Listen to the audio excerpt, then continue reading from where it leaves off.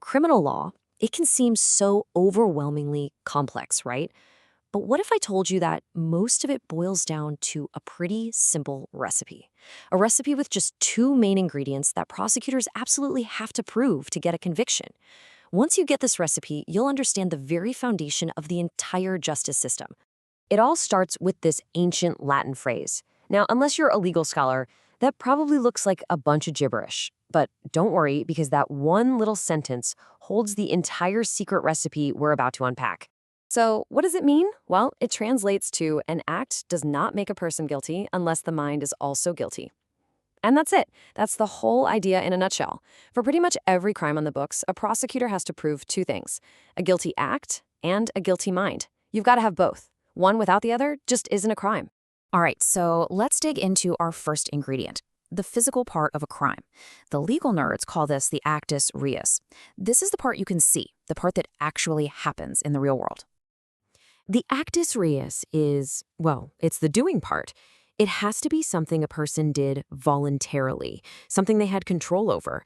But, and this is where things get really interesting, it's not always about doing something. That's the big question, isn't it? Can you actually get in trouble for doing absolutely nothing?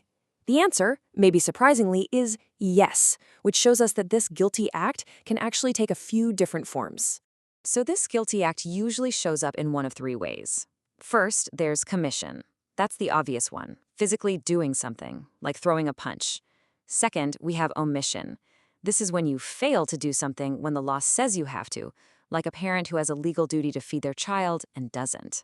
And third, there's a state of affairs, where just being in a certain situation is the crime itself. Think possessing illegal drugs. Okay, so we've got the guilty act down. Now for part two, the second ingredient. And honestly, this one's often way more complicated. It's the mental state, what lawyers call the mens rea, or the guilty mind. The mens rea is all about proving that the person didn't just stumble into this by accident. They had a blameworthy state of mind. And because it's so hard to prove what someone was actually thinking, the law has broken it down into different levels of fault. To make this super clear, let's use an analogy.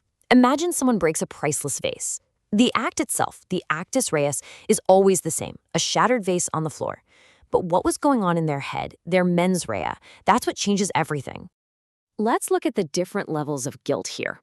At the very top, you've got intention. This is where you deliberately pushed the vase over. You wanted it to smash. Simple. A step down from that is recklessness. Here, you didn't necessarily want to break it, but maybe you were juggling bowling balls right next to it. You knew there was a huge risk, but you did it anyway. And finally, there's negligence. This is you running through the room with your eyes closed. You didn't personally see the risk, but come on, any reasonable person would have. You just weren't being careful. And this is such a key distinction, the difference between recklessness and negligence. Recklessness is a subjective test. It's all about what was going on in your head. Did you see the risk and ignore it? Negligence, on the other hand, is an objective test. It asks what a normal, reasonable person would have seen in that situation. It's really the difference between you knew better and you should have known better.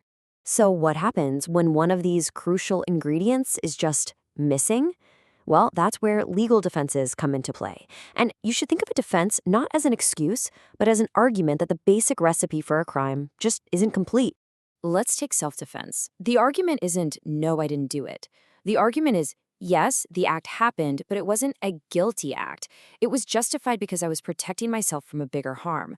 Under those specific circumstances, the law says the act wasn't actually unlawful. Then you have other defenses that go straight after that second ingredient, the guilty mind. A plea of insanity, for example, is basically an argument that because of a mental illness, the person couldn't possibly understand that what they were doing was wrong. In that case, the mens rea, that critical mental ingredient, is completely missing from the recipe. All right, so we've got our recipe, a guilty act and a guilty mind. But how do you actually prove all this in a courtroom? This is where it all comes together. Everything, and I mean everything, is built on this one powerful idea.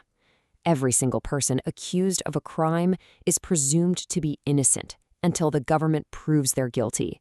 It is never, ever the accused person's job to prove they're innocent. This means the prosecution has to do all the heavy lifting. They are the ones who have to prove both the guilty act and the guilty mind. And the standard they have to meet is incredibly high. beyond a reasonable doubt.